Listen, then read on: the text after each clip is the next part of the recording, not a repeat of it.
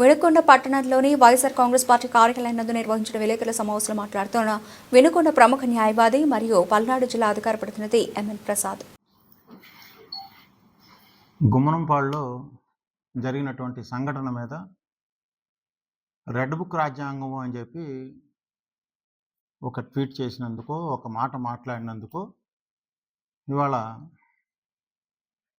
మల్లికార్జునరావు గారు కానీ, పెమ్మసాని నాగేశ్వరరావు గారు కానీ ఉలిక్కిపడి చాలా తొందరగా ఇక్కడేదో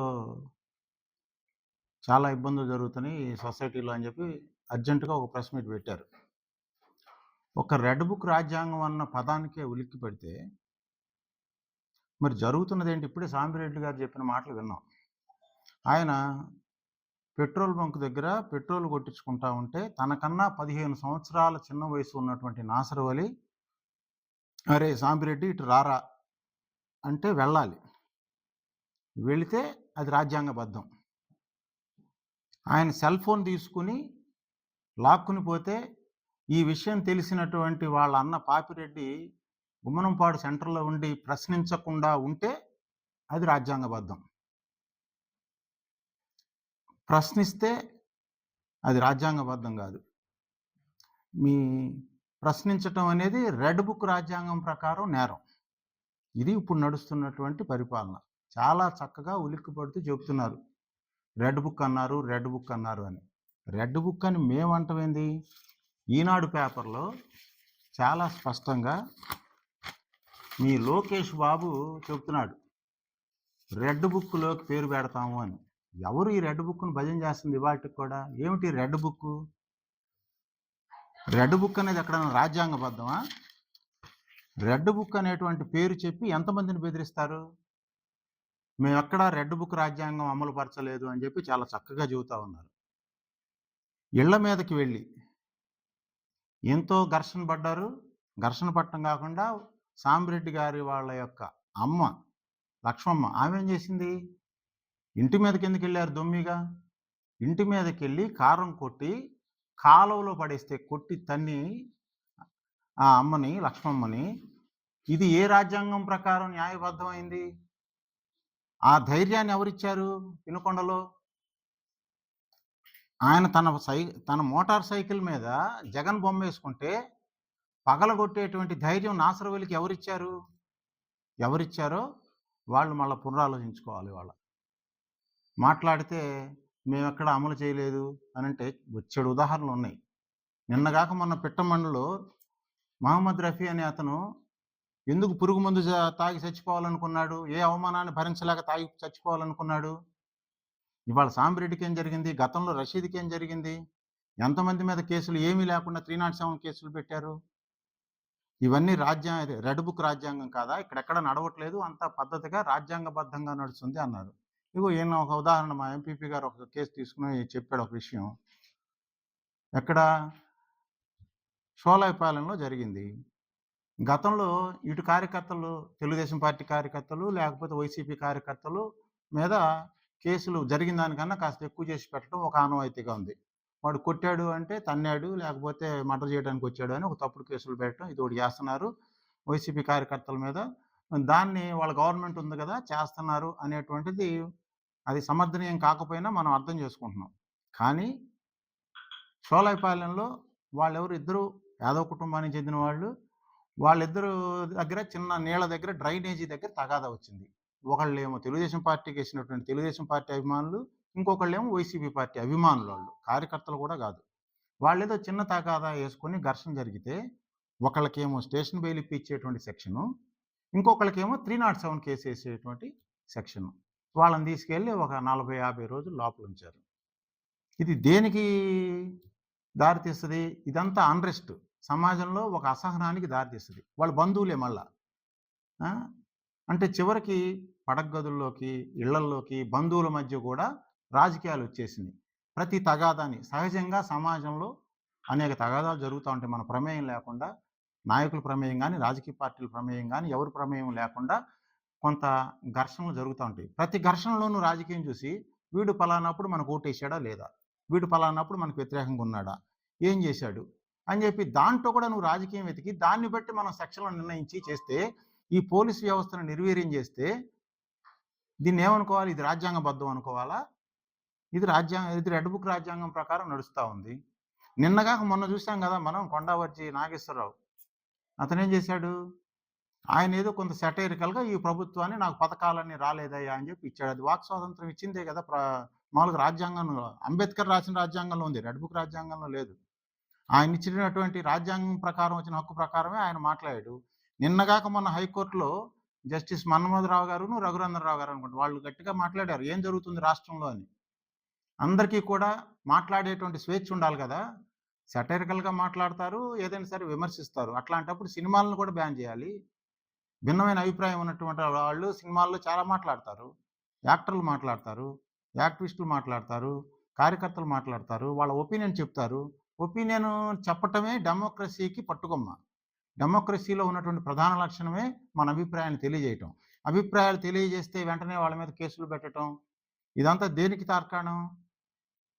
మేము చాలా అభివృద్ధి కార్యక్రమాలు జరుగుతున్నాయి. అంతా చట్టంకి వక్కాణించారు. చట్టబద్ధంగా జరిగితే మీకన్నా కూడా ప్రతిపక్షంలో ఉన్న వాళ్ళం మేము సంతోషిస్తాం ముందు. ఎందుకు? చట్టబద్ధంగా ఉంటే మనకు చట్టం రక్షణ ఉంది అని. మీకెటు అధికార రక్షణ ఉంటది. మాకు ప్రతిపక్షంలో ఉన్న వాళ్ళం ఖచ్చితంగా చట్టబద్ధమైన పరిపాలనను ముందు ఆహ్వానిస్తాం మేమే. మేము ఈ మధ్య కాలంలోనే ఇక్కడేదో రియల్ ఎస్టేట్‌లో కూడా విన్నాం. ఏదో ఆంజనేయులు గారు ఎక్కడా కూడా డీటీసీ అప్రూవల్ లేకుండా ఒప్పుకోను. బ్రహ్మాండంగా డీటీసీ అప్రూవల్ ఉండాలా. చట్టబద్ధంగా బ్రహ్మాండంగా ఈ వినుకొండ డెవలప్ అవ్వాలంటే పద్ధతి ప్రకారమే చేయండి అని. ఓహో! బాగుంది. అంతకుముందు బ్రహ్మనాయుడు గారు 30 అడుగుల రోడ్డు ఉండాలి. వినుకొండ పట్టణం డెవలప్ అవ్వాలంటే ఇరుకు రోడ్లు ఉండటానికి వీల్లేదు. అంతా చట్ట ప్రకారం చేయాలి. పద్ధతిగా చేయాలి. అవసరమైతే రిజిస్ట్రేషన్ ఆపేయండి అని అన్నాడు ఆయన. కొంతమంది బాధపడ్డా కూడా లాంగ్ రన్‌లో ఇది చాలా బాగుంది అని చెప్పి వినుకొండ ప్రజానీకం మొత్తం ఆమోదించారు. ఇవాళ వినుకొండ కూడా డెవలప్ అయింది.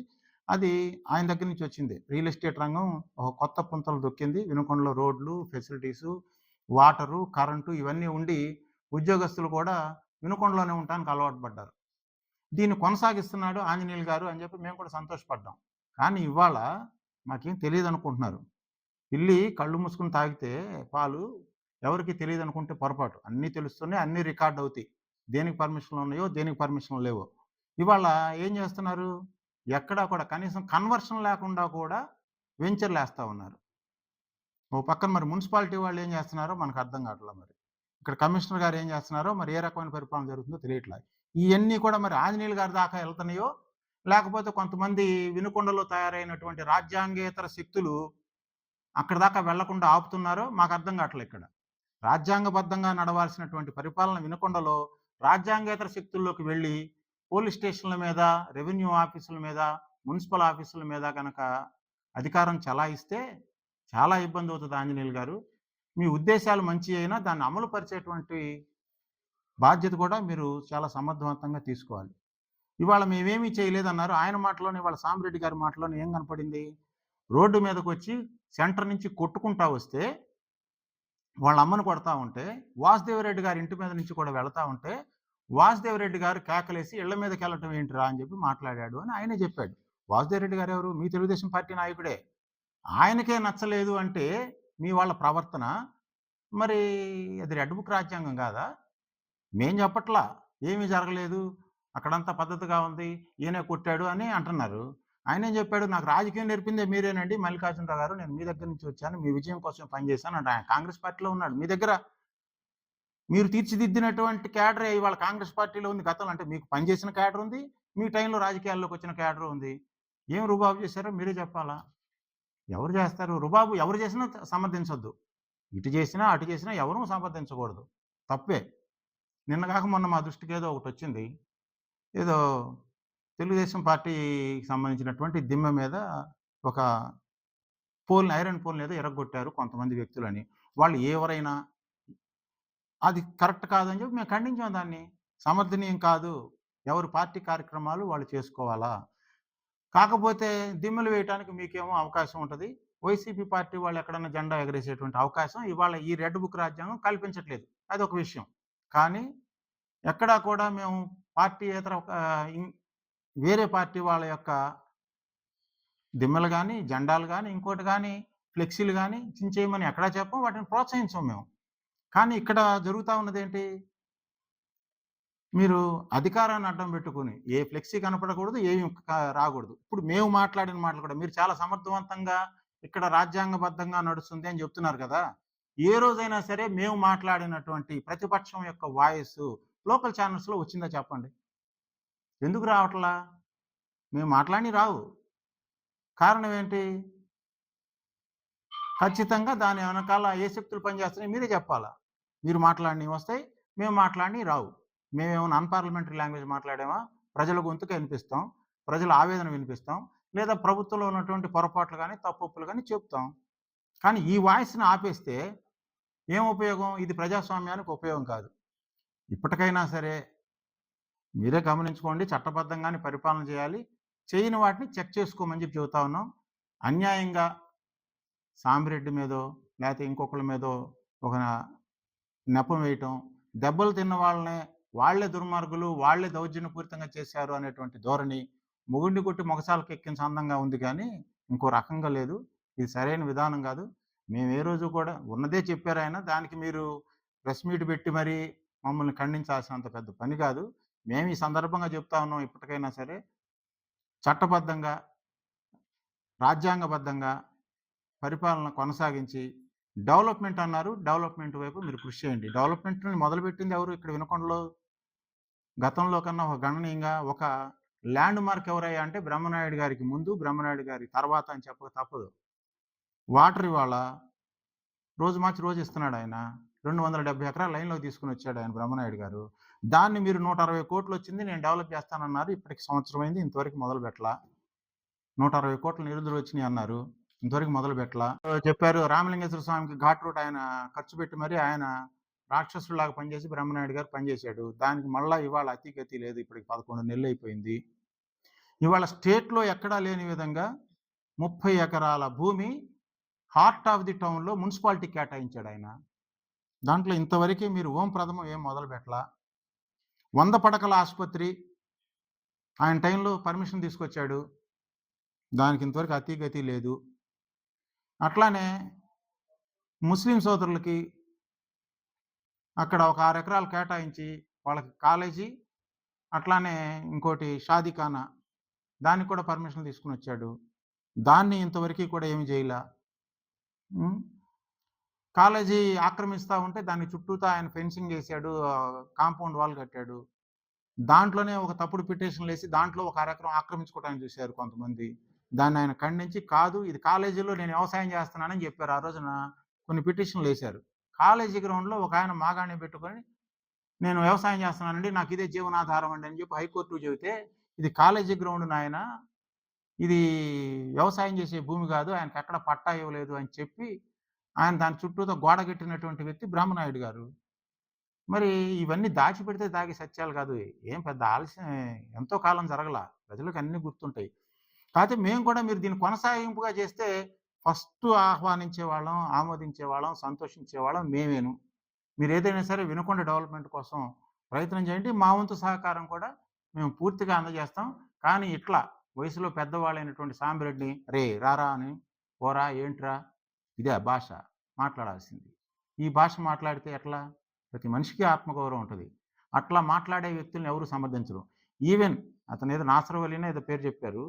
నాసర్ వలీ కావచ్చు, జానీ కావచ్చు. వాళ్ళ కమ్యూనిటీలో కూడా ఎవడు ఒప్పుకోవట్ల. అక్కడ ఉన్నటువంటి మీరు ఒక్కసారి ఒక ఎంక్వైరీ చేయండి కనీసం. మీరు వెళ్ళండి. గుమ్మనంపాడు వెళ్ళండి. ప్రజల అభిప్రాయాలు తెలుసుకోండి. అక్కడ అనేక కులాల వాళ్ళు ఉన్నారు. ఎవరు కూడా వాళ్ళ ఇంటి మీదకి వెళ్ళి అతన్ని కొట్టేటువంటి దాన్ని ఈవెన్ ముస్లిం సోదరులు కూడా ఒప్పుకోవట్లేదు అది. మీరు దాన్ని గమనించి కనీసం ఇట్లాంటి తగాదాలు గాని, ఇట్లాంటి చర్య గాని పునరావృతం కాకుండా చూడమని చెప్పి మిమ్మల్ని ఈ పత్రికాముఖంగా విజ్ఞప్తి చేస్తా ఉన్నాం. Thank you.